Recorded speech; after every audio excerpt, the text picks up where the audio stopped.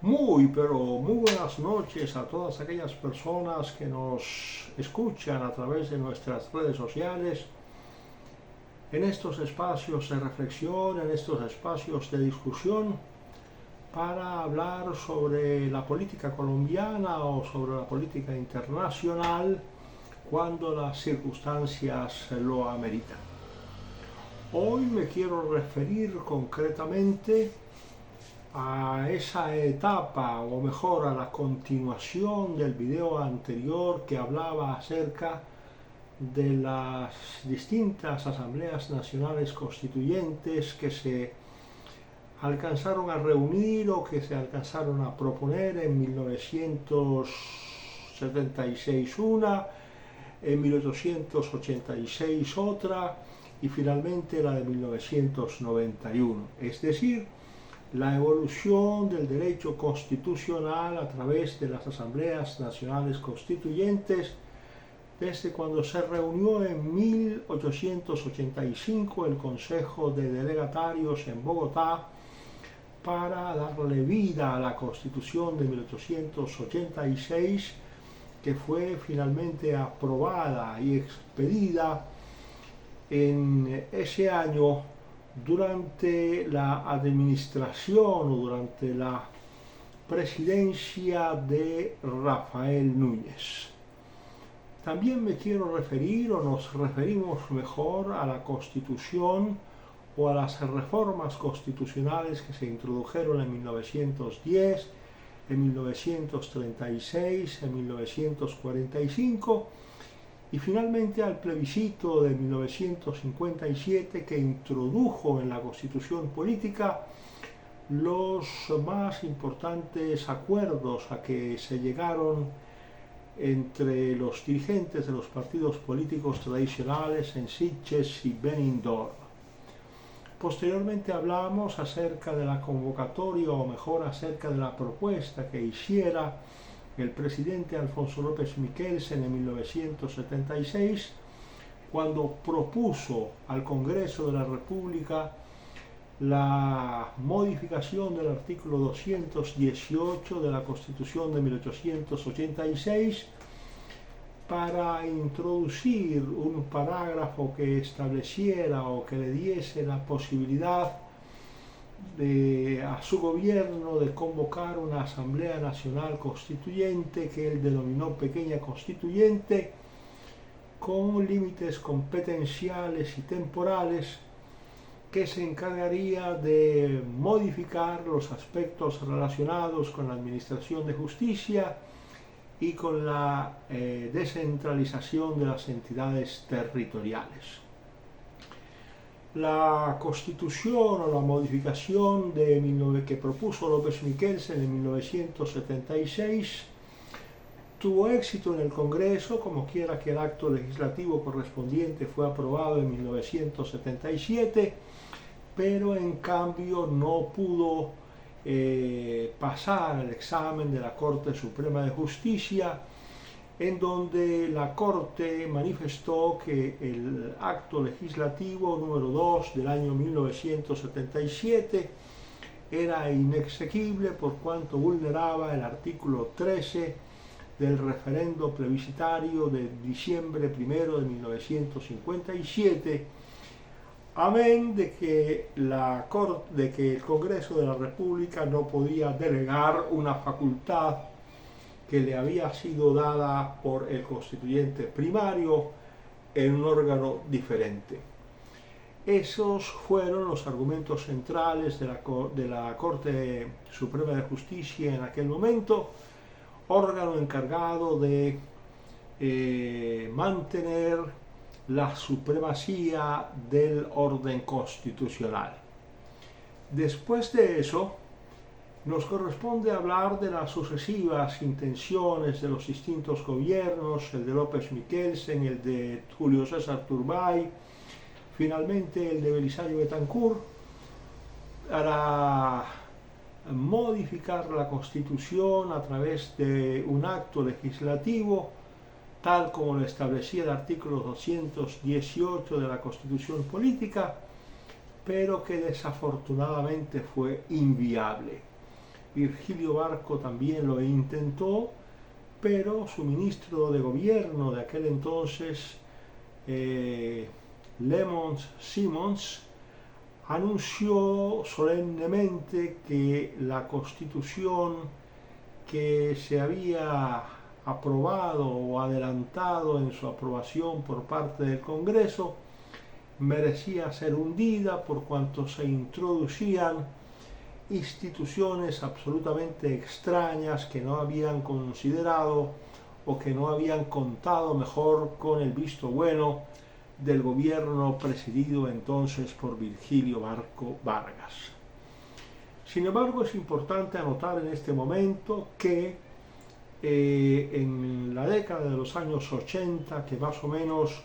coinciden con la administración primero de Belisario Betancur y posteriormente de Virgilio Barco Vargas, se produjo abiertamente una guerra entre el Estado colombiano y las organizaciones de narcotráfico, especialmente los carteles de Medellín y de Cali, o como también se le denominaba el cartel del norte del Valle del Cauca. Esa guerra que mantuvo el Estado colombiano como consecuencia de una serie de enfrentamientos en debates que tuvieron como escenario el Congreso de la República entre algunos dirigentes de las organizaciones de narcotraficantes y el gobierno colombiano, produjeron o fueron el germen para que se produjeran una serie de asesinatos y una serie de actos violentos que de alguna manera desestabilizaron las instituciones democráticas de Colombia. En 1984 el país se sorprendió el 30 de abril con el asesinato de Rodrigo Lara Bonilla, entonces ministro de Justicia del presidente Belisario Betancur. Posteriormente con el asesinato de Jaime Pardo Leal, quien había sido candidato a la presidencia de la República en 1986 por el partido Unión Patriótica, y también en 1889 y 1990 se produjeron los asesinatos de Luis Carlos Galán Sarmiento, de Bernardo Jaramillo Osa y de Carlos Pizarro León Gómez. Pero dijéramos que el hecho fundamental o el hecho esencial que produjo lo que después se conoció como el movimiento estudiantil de la séptima papeleta fue el asesinato de Luis Carlos Galán Sarmiento, ex candidato presidencial en 1982 por el movimiento Nuevo Liberalismo,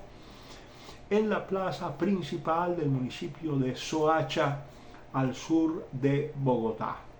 el 18 de agosto de 1989. Como consecuencia de ese acto que se consideró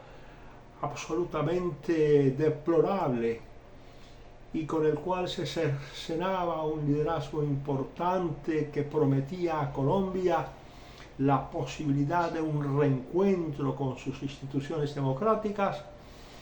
los estudiantes de las distintas universidades bogotanas y finalmente de todo el país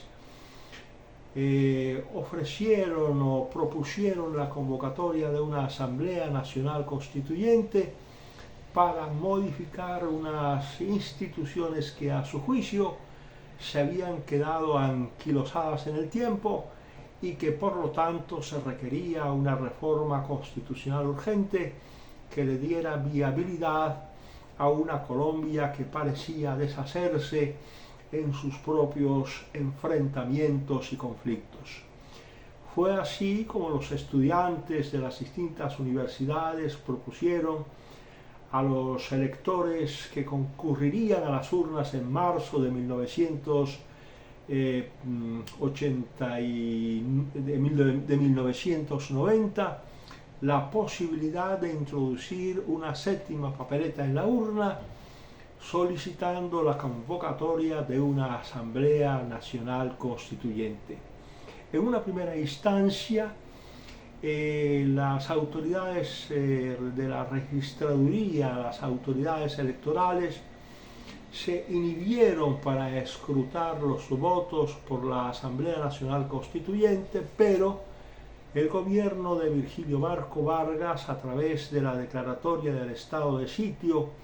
y la posterior expedición de un decreto que expresamente obligaba a las autoridades electorales a escrutar los votos emitidos por lo que se conocía como la séptima papeleta, se dio vía libre para que ya en el gobierno de César Gaviria Trujillo se convocara una Asamblea Nacional Constituyente que se reunió en 1991 en el Centro de Convenciones Gonzalo Jiménez de Quesada, y en donde no solamente se modificó la Constitución, sino que se expidió una nueva Constitución gracias a una sentencia de la Corte Suprema de Justicia, quien estableció que la nueva constituyente o la Asamblea Nacional Constituyente tendría las características de omnipotencia, es decir, tenía la facultad no solo de modificar, sino de sustituir la Constitución vigente hasta 1991.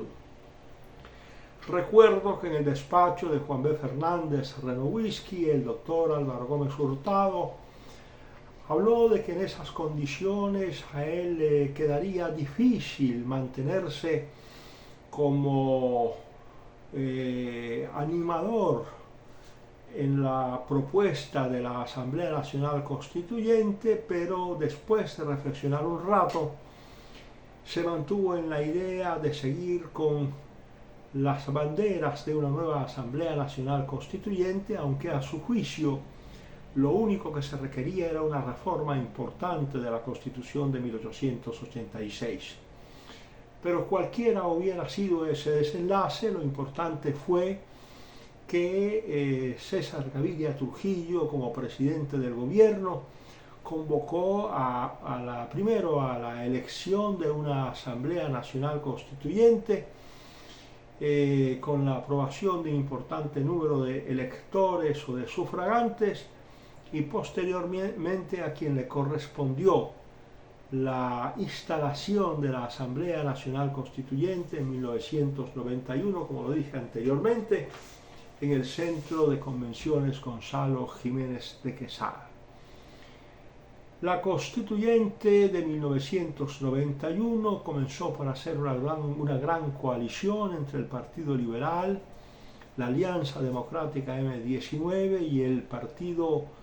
de Álvaro Gómez Hurtado, que en ese momento era el Movimiento de Salvación Nacional, para sacar adelante importantes proyectos, unos de origen gubernamental y otros de origen